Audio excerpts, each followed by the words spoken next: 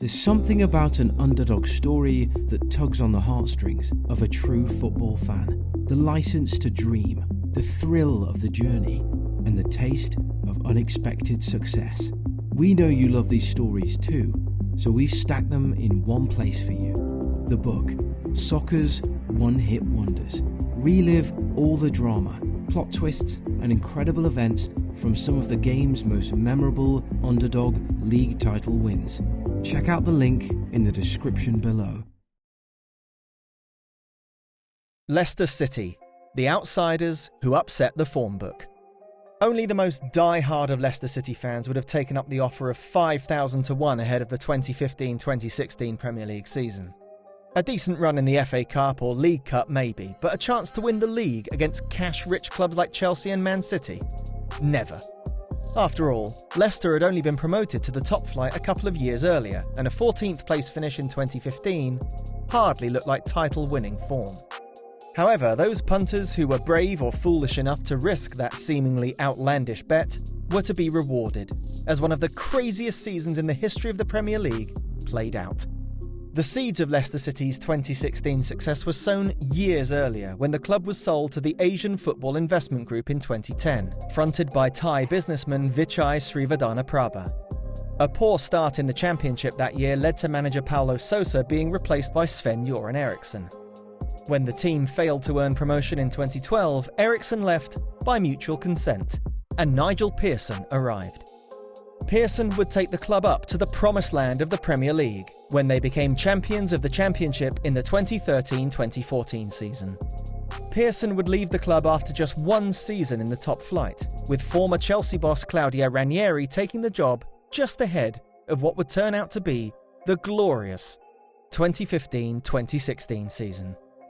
As with any off-season for a Premier League club, Leicester City saw various players coming and going before the season proper got underway. Leicester were not among the biggest spenders in the league, and in terms of the total market value of their players, they were ranked second lowest of the 20 Premier League clubs, ahead only of Bournemouth.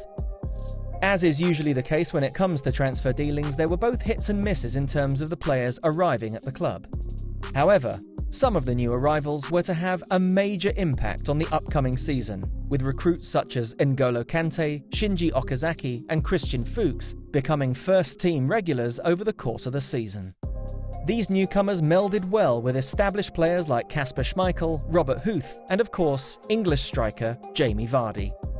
The season started brightly for the Foxes, Jamie Vardy becoming the first scorer for the season as they comfortably beat Sunderland in the opening game at the King Power Stadium. By mid-September, Leicester had a record of 3 wins, 3 draws and no losses, although a 5-2 beatdown at home to Arsenal would bring them back down to earth with a bump. Overall, it was a positive start to the season, albeit not one to suggest they were about to create history. However, they bounced back from that Arsenal defeat with a string of impressive performances, surging to the top of the table and getting results against their biggest rivals.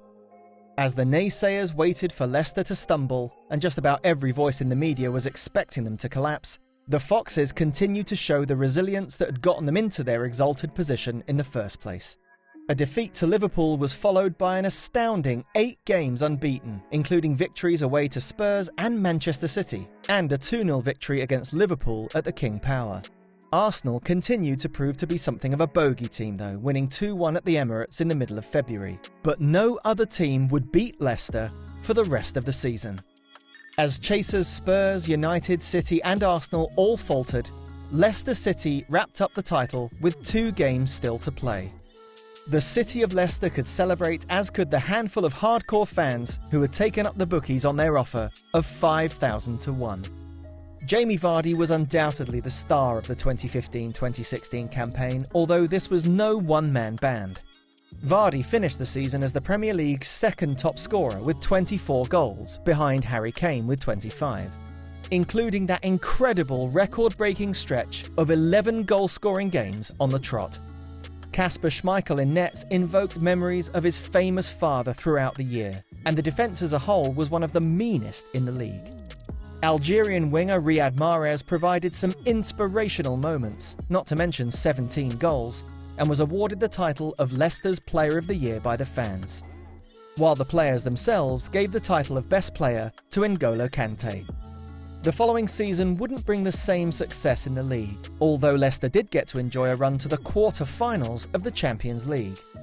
One person who didn't make it through to the end of the 2016-2017 season was the manager who had brought them their greatest triumph, Claudio Ranieri.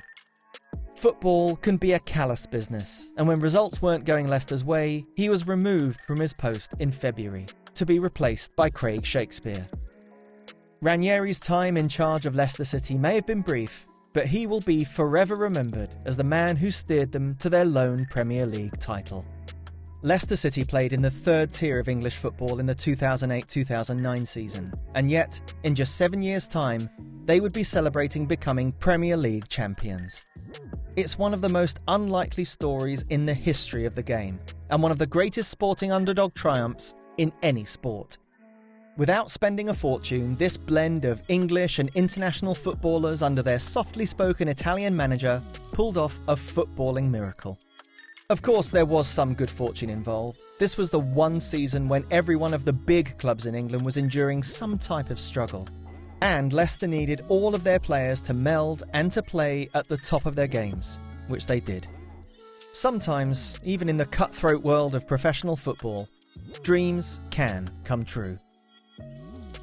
Be sure to subscribe to the channel and click the bell icon to be notified every time we release a new video. If you want your own visual football player card displayed at the end of each video, you can back us now on Patreon. Patreon is a platform that allows you, the viewers, to support content creators like us so they can create quality content for you. Link in the description below.